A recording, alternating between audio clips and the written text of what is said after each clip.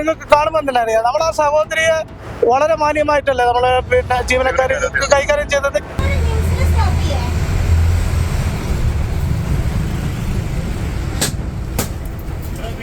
6 മണി കഴിഞ്ഞാൽ ഇപ്പൊ നമ്മള് വനിതകളാവുമ്പോൾ നമുക്ക് അവർക്ക് പിന്നെ പറയുന്ന സ്ഥലങ്ങളൊക്കെ നിർത്തി കൊടുക്കുന്നുണ്ട്. ഇത് നമ്മൾ പകലാണ്. വിവിധ സ്റ്റോപ്പുകൾ ആദ്യം തന്നെ മുൻകൂട്ടി തന്നെ KSRTC ഇതിന് അലൗഡ് ചെയ്തിട്ടുണ്ടാവും. അത്തരം സ്റ്റോപ്പുകൾ മാത്രമേ ആ സൂപ്പർ ഫാസ്റ്റ് ബസ്സുകൾ, സൂപ്പർ ഫാസ്റ്റ് പ്രീമിയം എന്ന ബസ്സിന്റെ പേര്, ആ ബസ്സുകൾ അത്ര സ്റ്റോപ്പിൽ നിർത്തുന്നുള്ളൂ. KSRTCയുടെ എല്ലാ നിയമവശങ്ങളും അനുസരിച്ചുകൊണ്ട് തന്നെയാണ് KSRTC അവരോട് പെരുമാറിയത്.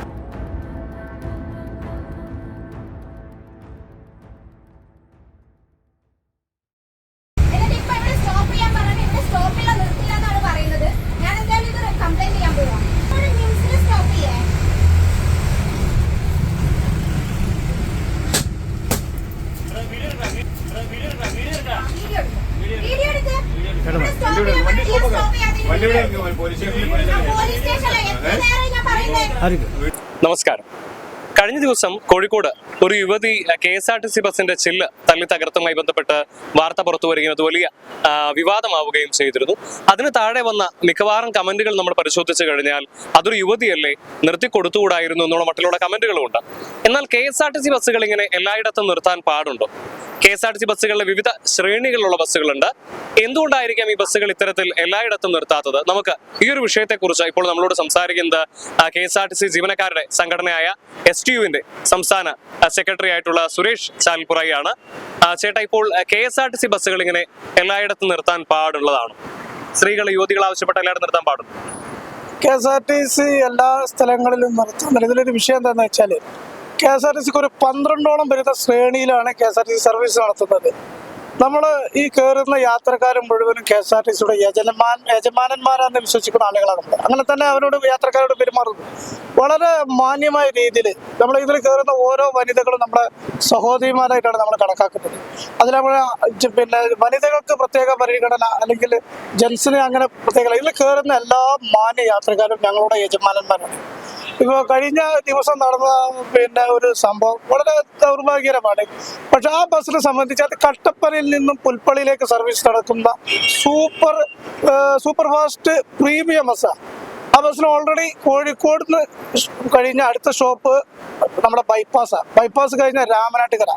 അപ്പോൾ വിവിധ സ്റ്റോപ്പുകൾ ആദ്യം തന്നെ മുൻകൂട്ടി തന്നെ KSRTC ഇതിന് അലൗഡ് ചെയ്തിട്ടുണ്ടാവും.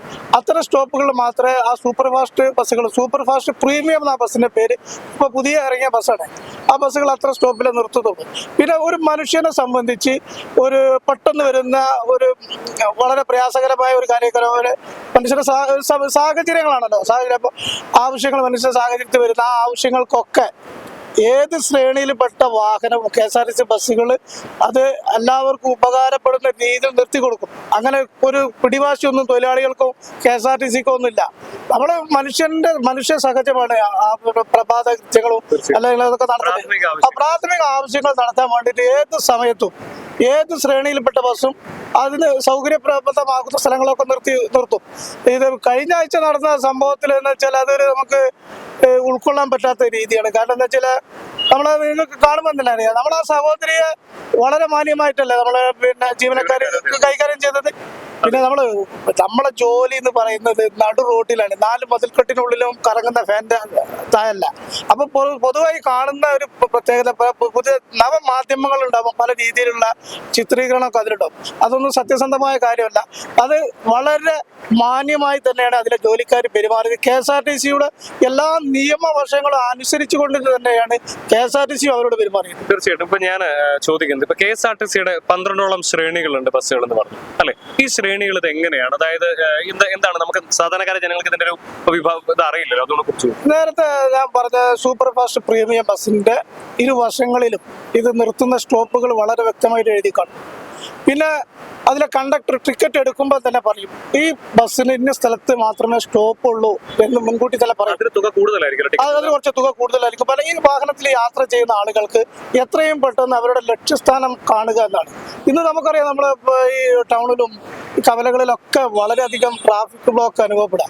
KSRTC ബസ്സിനെ സംബന്ധിച്ചിടത്തോളം നമ്മൾക്ക് കൃത്യമായ സമയം പാലിച്ചുകൊണ്ട് നമ്മൾ ഓടിച്ച് എത്താൻ പറ്റാത്തൊരു സാഹചര്യത്തിലെ മുന്നോട്ട് പോകുന്നത്. അത് വാഹനത്തിന്റെ തിരക്കാണ്, പെരുപ്പം കാരണം. പിന്നെ അപ്പൊ ഇത് ഈ പറഞ്ഞ KSRTC സൂപ്പർ ഫാസ്റ്റ് പ്രീമിയം, അപ്പൊ അത് ഈ നിശ്ചിത ജംഗ്ഷനിൽ സ്റ്റോപ്പുകളിൽ മാത്രം നിർത്തുള്ളൂ. അത് നിശ്ചിത സമയം, നമ്മൾ പകലാണല്ലോ, ഓൾറെഡി പകലാണല്ലോ. 6 മണി കഴിഞ്ഞാൽ ഇപ്പൊ നമ്മള് വനിതകളാകുമ്പോൾ നമുക്ക് അവർക്ക് പിന്നെ പറയുന്ന സ്ഥലങ്ങളൊക്കെ നിർത്തി കൊടുക്കുന്നുണ്ട്. ഇത് നമ്മൾ പകലാണ്, വളരെ നിങ്ങൾക്ക് കണ്ടാൽ അറിയില്ല, പകലാണ്. അപ്പൊ നമ്മള് ആ ബസ്സിന് ഓൾറെഡി സ്റ്റോപ്പ് ബൈപ്പാസ് കഴിഞ്ഞ രാമനാട്ടുകര ബൈപ്പാസ് കോഴിക്കോടാണ്.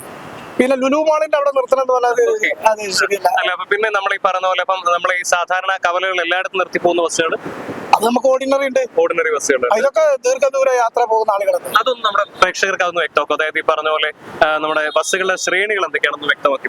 ബസ്സുകളെ ശ്രേണി എന്നല്ല, നമ്മളിപ്പോ ലോക്കൽ ബസ്, അത് പിന്നെ നമ്മളിപ്പോ കണ്ടിട്ട് ലോക്കലായിട്ട് പോകുന്ന, നമ്മൾ ഉദാഹരണത്തിന് കോഴിക്കോട് നിന്ന് അടിവാരത്തേക്ക് പോകുന്ന ഒരുപാട് ലോക്കൽ ബസ്സിൽ അതിൽ നമുക്ക് ഇഷ്ടപ്പെട്ട സ്ഥലത്ത് ഇറങ്ങാം, ഇഷ്ടപ്പെട്ട കയറാം. പിന്നെ നമുക്കുള്ളത് പിന്നെ 12 ശ്രേണികൾ എന്ന് പറഞ്ഞാൽ സൂപ്പർ ഫാസ്റ്റ് എന്നൊക്കെ ചില സൂപ്പർ ക്ലാസ് ബസ്സുകളാണ്. ഫാസ്റ്റ് പാസഞ്ചർ, സൂപ്പർ ക്ലാസ്, മിന്നല്, പിന്നെ അതുപോലെ തന്നെ വോൾവോ മൾട്ടി ആക്സിൽ, സ്ലീപ്പർ, ഇതൊക്കെ അതിൽ പെട്ട ബസ്സുകളാണ്. അത് അപൂർവം ചില ബസ്സുകൾ സാധാരണ. പിന്നെ ടൗൺ ടു ടൗൺ ബസ്സുകളുണ്ട്. ഇതിൽ പറഞ്ഞ ഈ നേരത്തെ പറഞ്ഞ സൂപ്പർ ഫാസ്റ്റ്, പ്രീമിയം, സ്ലീപ്പർ, ഇതൊക്കെ ഈ നിശ്ചിത സ്റ്റോപ്പുകളിൽ മാത്രം നിർത്തുന്ന ബസ്സുകളാണ്. ആ സൂപ്പർ ഫാസ്റ്റ് പ്രീമിയം നമ്മൾ നേരത്തെ പ്രതിപാദിച്ച ബസ് നിശ്ചിത സ്റ്റോപ്പിൽ മാത്രം എടുത്താൽ, രാത്രി സമയങ്ങളിലാണെങ്കിൽ അതിന് KSRTC സർക്കുലർ ഉണ്ട്. അത് പറഞ്ഞതുപോലെ ആ സമയത്തിലുള്ള എല്ലാ വനിതകൾ പറയുന്ന സ്ഥലത്തൊക്കെ നിർത്തി കൊടുക്കും. രാത്രി എപ്പോഴും നിർത്തി കൊടുക്കാം. അതിനൊന്നും വിഷയമുള്ള കേസല്ല. ഇത് നമ്മൾ തൊഴിലാളികൾ എപ്പോഴും പറഞ്ഞ തൊഴിലാളികൾ യാത്രക്കാരെ യജന്മാന്മാരായിട്ട് കാണുന്നത്. അത് നമ്മളെ KSRTC അങ്ങനെ കാണുന്നത്.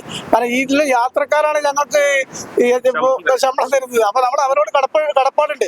പക്ഷെ ഈ സൂപ്പർ ഫാസ്റ്റ് പ്രീമിയം ബസ്സിലൊക്കെ നമ്മൾ കൂടുതൽ പണം കൊടുത്ത് കൂടുതൽ പെട്ടെന്ന് സമയത്ത് എത്താമെന്നാണ് യാത്രക്കാർ കരുതുന്നത്.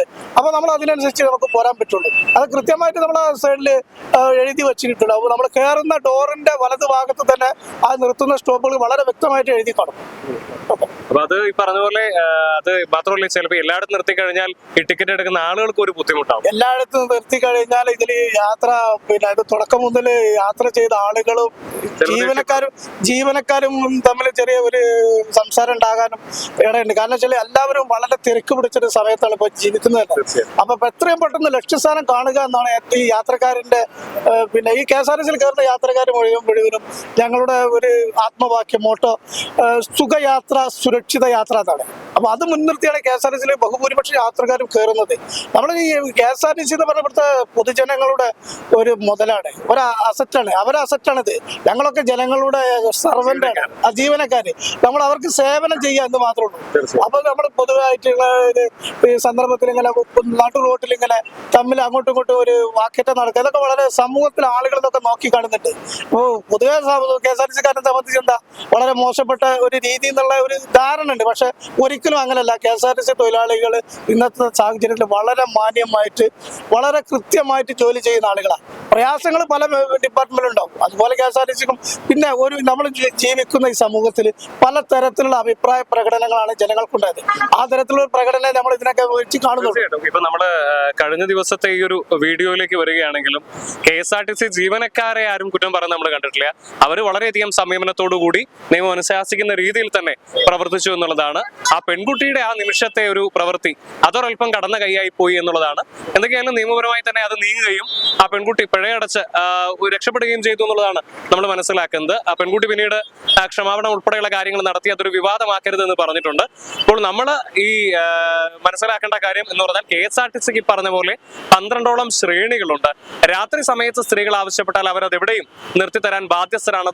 സർക്കുലർ ഉണ്ട്.